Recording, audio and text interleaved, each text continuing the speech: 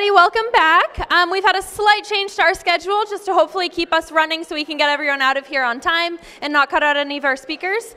So Ben Lanai is going to join us to talk about experimental treatment and decision making. But if you were looking forward to the clinical trial updates talk, don't worry, we'll be doing that over lunch. Here's Ben. Okay, wonderful.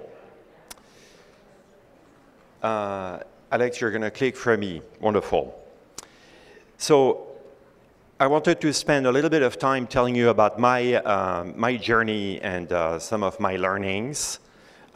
So basically, we can go to the first slide. So my profile is really as I'm about to turn 53, and actually was basically free of symptoms until I turned 40.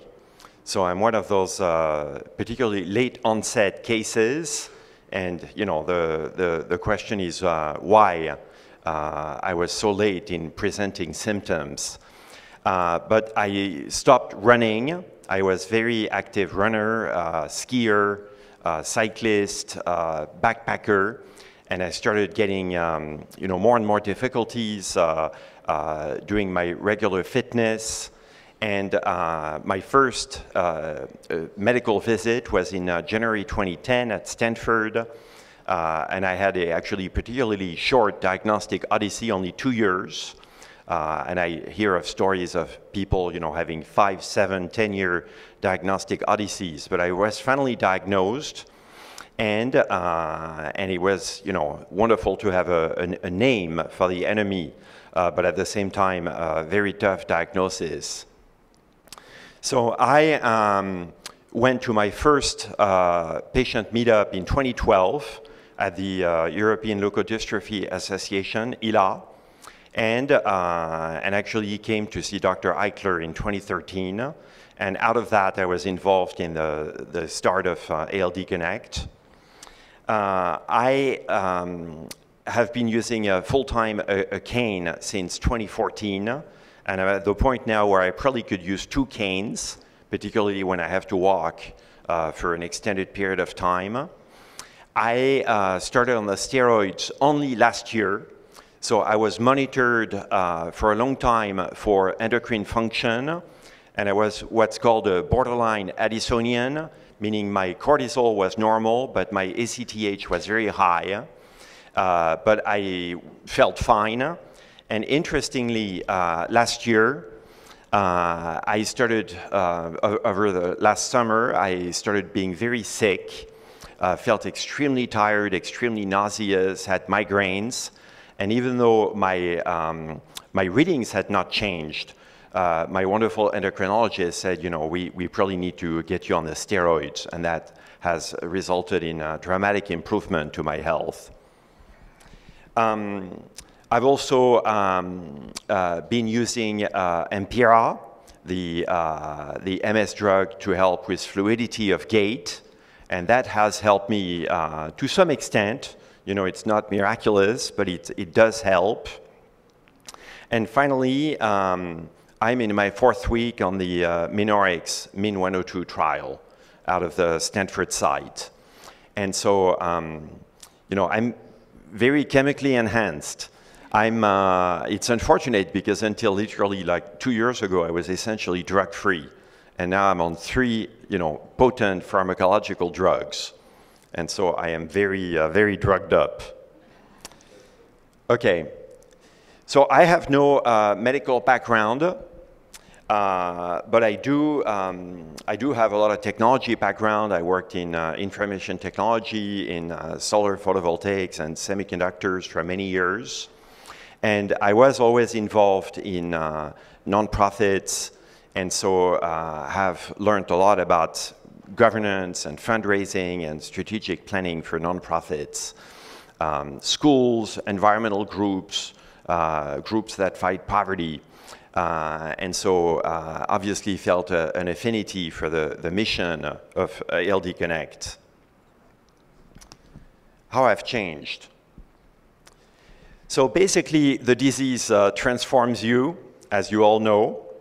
For me, it's been, of course, developing a great interest in science. I was the kind of person who read the New York Times and The Economist, and you'll find me now more often reading Nature and Nature Neuroscience. And I'm always, of course, very eager to learn. Most importantly, I've really tried to understand how the healthcare ecosystem works in the US, and how healthcare is delivered to the bedside. And so it's things like, how do therapies get conceived? How do they get tried? How do they get approved? How long does it take, and what are the various steps you have to go through? Huge issue, of course, in the US is who decides what can get commercialized and who pays. Somebody has to pay. And in the US, it can be one of four entities. It's the patient, the clinic, the employer, or the insurance company. But you have to convince someone to pay, or reimburse. Of course, a little bit different in Europe because of single-payer systems, but it is the most important question in healthcare delivery. I also have an interest in being close to the cornucopia of innovation at Stanford and UCSF. I have an interest in innovation, so things like, what can help people with a disability, any assistive devices, exoskeletons, an interest in regenerative medicine, stem cells, an interest in rare diseases as well, because that's a very specific landscape. And so I'm a little bit less involved in that now, but I used to go to the Milk and Faster Cures event, or Global Genes, or World Orphan Drug Congress, to understand, who's active, who's developing therapies, who's running trials in that space. And an interest for other cool technologies, like how augmented reality and virtual reality can be applied to medicine, to rehab, to psychiatry, and behavioral health. And I've also invested in medical startups as part of an angel group, a syndicate of investors. And most importantly, really trying to take advantage of the proximity of Stanford, UCSF, going to a lot of lectures on neurology and population health. I've been very eager to meet AMN patients and share experiences. And a wonderful thing is that AMN patients come from all walks of life. So basically, the disease is the great equalizer. You have people who are very affluent. You have people who live in very humble circumstances, but we face the same set of challenges for the most part. And recently also have had some really meaningful conversations with moms of teenagers, teenage boys, or young adult men who are transitioning to college. And that, I think, is a particularly challenging rite of passage because those boys have been cocooned, monitored very closely, and suddenly they're in college, and there's a whole bunch of, different psychological and behavioral things at play. But they feel like, it's their opportunity to be wild. And many of these moms are actually very, very frightened, very concerned, and feel like, there could be an onset of the very grim, face of the disease if their boys are not very closely monitored. And then as I will talk about mental health, one thing that's been also very meaningful to me is helping others, helping people who need help. And I tutor second grade in East Palo Alto, which is our working class neighbor. And I also mentor young professionals. Okay, so basically let's get into learnings. So I will, re-emphasize some of the things we've talked about in terms of the relationship with a neurologist. So obviously, the relationship with a neurologist is key, with some caveats. One thing is that our disease is not a standard neurological disease. So most neurologists know MS, epilepsy, migraines, stroke, Parkinson's, maybe Alzheimer's, but they look at our disease as kind of an odd bird. And the reality is that we're an inborn error of metabolism, and we're a disease at the intersection of metabolics and neurology. And interestingly, when we started pitching the Minorix treatment to the FDA, we were actually being seen by the gastroenterology division of the FDA, not the neurological division. So that tells you, how our disease kind of intersects those two areas. The other thing is the dichotomy between child neurology and adult neurology. So child neurology, I think, is the child neurology approach to our disease, which is the most prevalent, is one of, very, very close monitoring and intervention. And for adult neurology, I think it's more one of disease management. There is not a whole lot that can be done, and it's more treated like a chronic disease, where you're trying to maintain function as long as possible. I think it's essential to have a neurologist who's a good listener, who is willing to really listen to your symptoms, who is willing to learn, willing to network.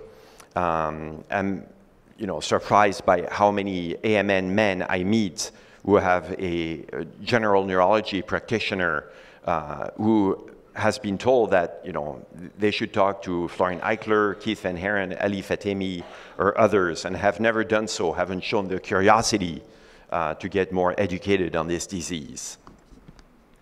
And then finally, I would say it's ideal, if you can, to avoid over-medication. I think it's very tempting to get over-medicated, and I think neurologists to err on the side of caution will prescribe, and certainly that's been my experience when I just started with this disease. Can I give you something to help you sleep? Can I give you something to help your spasms? Can I give you, something to help your mood? And then you end up, taking a lot of drugs, which I think can take you into kind of a downward spiral where you feel tired, you don't exercise, you have more spasms, you don't sleep well, you get more tired, you exercise even less, and you have to be very, very careful. You have to know your triggers for that.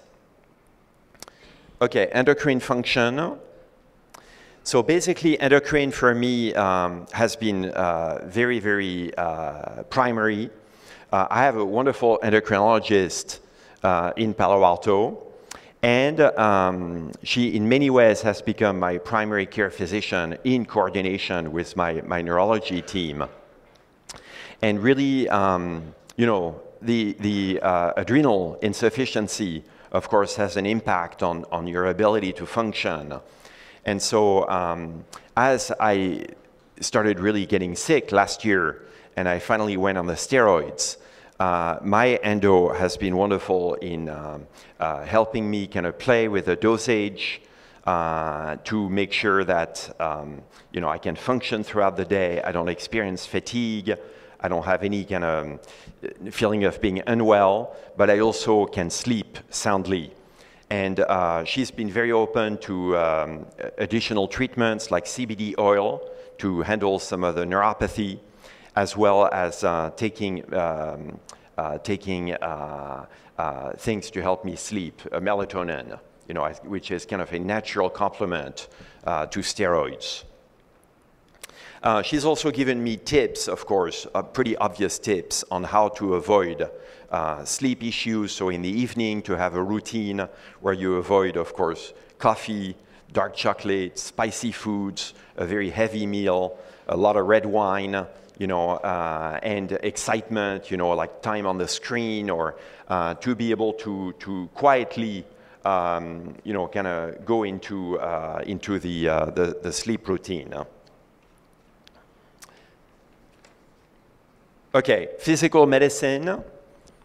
So physical medicine, or physical medicine and rehab. So I have a wonderful person who's come actually to ALD meetings in the past, Cara Flavin. And the reality is that I don't see her much at all. I think PM&R is great if you want an assistive device. So you want, a special kind of walker or an ankle brace or, or a harness, something that, you need prescribed and reimbursed. But the reality is that, again, it's kind of a disease management situation. There is not a whole lot they can do. My primary objective today is to keep moving and not fall. So basically, I know that any fall could be catastrophic. I know many of the AMN men who have fallen and broken something said they never went back to baseline. And so avoiding falls as you pursue your activities of daily living. You take a grocery bag out of your car, you cook, and really in the home, that's where most falls happen because you're kind of not, on your guard. And so that has been, a primary consideration for me. And then people who know me know I'm a big advocate for fitness. So fitness, I think, has been, just a wonderful part of my life for both physical and mental health. And it's really around variety. So to keep, sustain interest in your fitness, you have to vary activities. Ideally, you should do something every day to keep moving, to keep the fluidity. But it's very nice to be able to do different things. So Pilates is wonderful. I'm a huge advocate of Pilates, the reformer flow, which, by the way, keeps you stretched, builds your core strength, your movement control, your balance, without any risk of fall. Yin-yang yoga is a form of yoga. So, in yoga, you have things like vinyasa, which is a very vigorous flow. You have a lot of standing poses. That's become too hard for me. So I do a type of yoga called yin-yang yoga, which is much slower, much more mindful, and has a lot of ground, floor-based positions. And that also keeps you stretched and strong. And then, swimming, of course, rehab with weights, with bands, but keep moving, keep the kinetic energy and the fluidity, and you will sleep better as a result and probably take less medication. Urology, and sexual function is a tough topic. I saw one of the few urologists at Stanford who also knows neurology and the spastic bladder.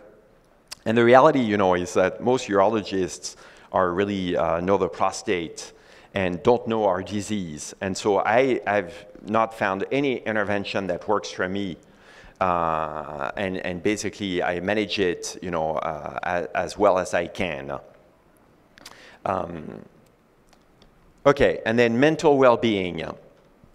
So that's also a difficult topic, and one that really has kind of dawned on me in this last year.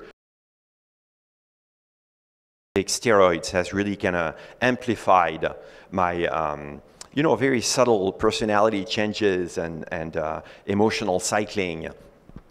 And I think the disease can lead to personality changes in AMN men. I can't specifically talk about the boys, but I think even if you don't have any kind of, clear signature in the brain, and now we understand that there actually are very small signatures in the brain of men who are not, affected or very mildly affected. But there is definitely a very strong psychological impact. I think it's a disease that really hits the core of who we are. I think men, by and large, in society have a self-image, and a definition as physical, as vibrant, as people who jump, who run, who assert, masculinity and confidence. As fathers, we want to teach our kids to play sports. We have a series of assumptions around what it is to be a man. And the disease slowly but surely robs you of that. And so you have to come up with a new definition of who you are, what you can do, and what role you have in this world. And I think, it's very hard on your core emotional state, your identity. It's really a disease of accelerated aging. We suffer in subtle and many ways. And I think it's more important than ever to stay grounded and really kind of keep it together, and not in a stiff upper lip sort of way, but to find relevance and meaning through what really gives relevance and meaning. And it's your work, if you can continue working, it's your family, it's your friends, and the disease will make you gain some friends and lose some friends. But that's okay. You probably will have more friends in the end. Pets, of course, to any man who's depressed, I say, why don't you get a golden retriever? And then, various occupations around, of course, who can you help? If it's not fellow patients, is there a child? Is there a pet? Is there a friend? Is there a young person? Is there a helpline that could use your help and that will count on you to show up once a week? The values that help you cope are acceptance. There is no point in denying that we have this disease. I think what's been very challenging is a lot of men, and I certainly I'm no exception, feel like I was a skier, I was a lover, I was a very on the high trajectory professional, and now I'm B and I'm going to C, and I want to go back to A. And the reality is that you have to say, okay, I'm probably going to C, but I want it to be a harmonious and happy C. And what can I do to get there? And so it's acceptance, it's altruism, instead of self-centeredness, it's really looking at others. It's optimism, instead of despair. It's looking at all the things you can still do, that you can be grateful for. And spirituality, each one in our own way. Distraction, and when I mean distraction, it's not, binge watching an HBO series, but it's really getting your mind off your own problems, finding purposeful things to focus on. Maintaining comfort, very important, in the way your house, your place, your little space is laid out, making sure that, you're comfortable and you don't have, a million little agonies during the day. Finding ways to have self-expression in writing, in speaking, in talking about your condition, and keeping a growth mindset, instead of kind of clamming up, shutting down, feeling like you have many opportunities to learn and discover and explore and grow as a person. So some of the inspirational stories that have touched me greatly is the Franklin Roosevelt story. We all know by now that he was paralyzed from the waist down. He never admitted to it and was always photographed standing up. He had basically a scaffolding around his legs. But here is somebody who was actually in a state of despair for 2 years after he lost the use of his legs, and rebuilt his life, and ended up, of course, vanquishing fascism and taking the country out of the Great Depression from his wheelchair. So an extraordinary example. Reynolds Price was a wonderful writer out of Duke University who wrote a book called A Whole New Life after he became paraplegic from a spinal tumor. And that's an amazing book as well about, kind of developing a new identity. And finally, Robert Murphy is also a guy who became paraplegic and then tetraplegic from a spinal tumor. He was the dean of anthropology at Columbia, and he wrote a very lucid and powerful book on disability and how it changes your life. And then social media. Social media is wonderful and terrible at the same time. It's how we project ourselves. It's now a part of our image, our identity, but it's also a wonderful way to connect, to get support, to get information, and to create grassroots organizations like Taylor Kane has done with Remember the Girls. It's a wonderful enabler if you use it for the right purpose. Okay, and then I will finish on specific things, that are learning vehicles. So, it's kind of a Chinese menu. You can pick from any of those things.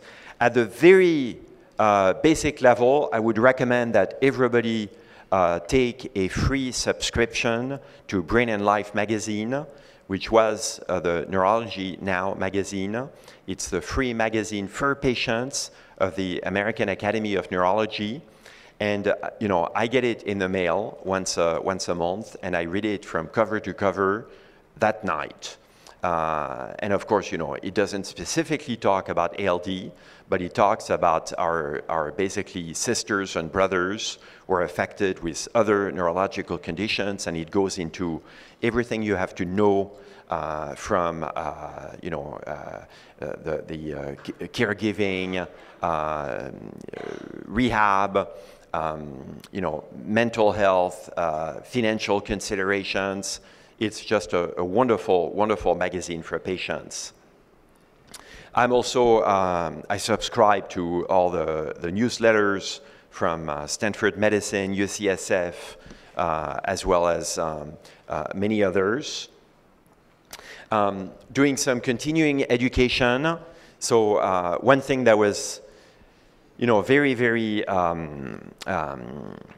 thought-provoking for me was this summer attending a 2-day neuropsychiatry workshop where the instructor went into some depth as to how any neurological disease will deeply change who you are. Your mood, your executive function, your emotional cycles.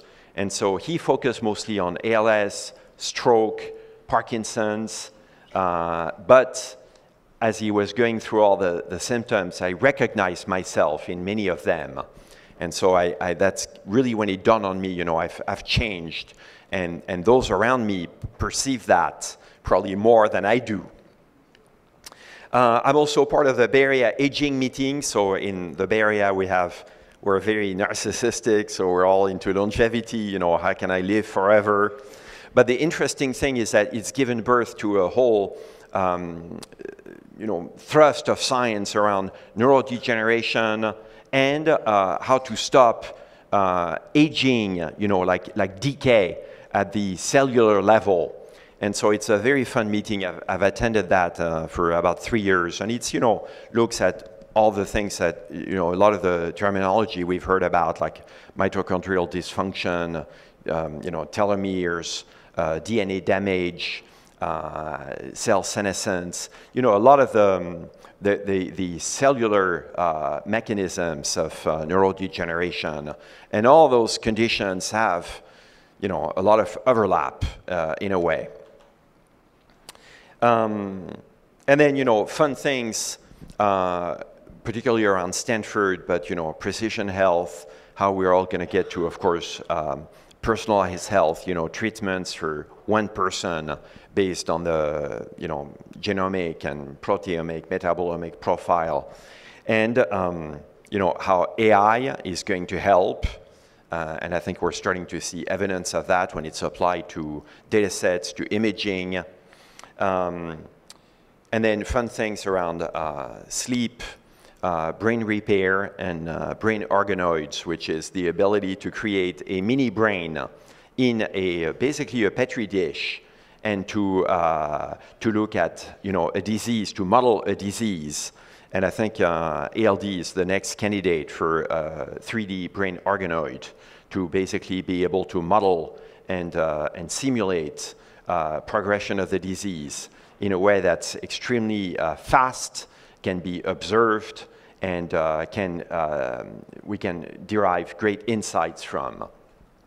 So anyway, just a lot of curiosity, a lot of excitement.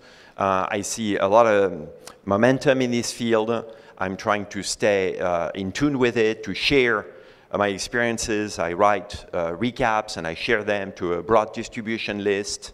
And I, for one, have no doubt that we're going to be able to eradicate this disease as long as we maintain learning, collaboration, and a very positive attitude. Thank you.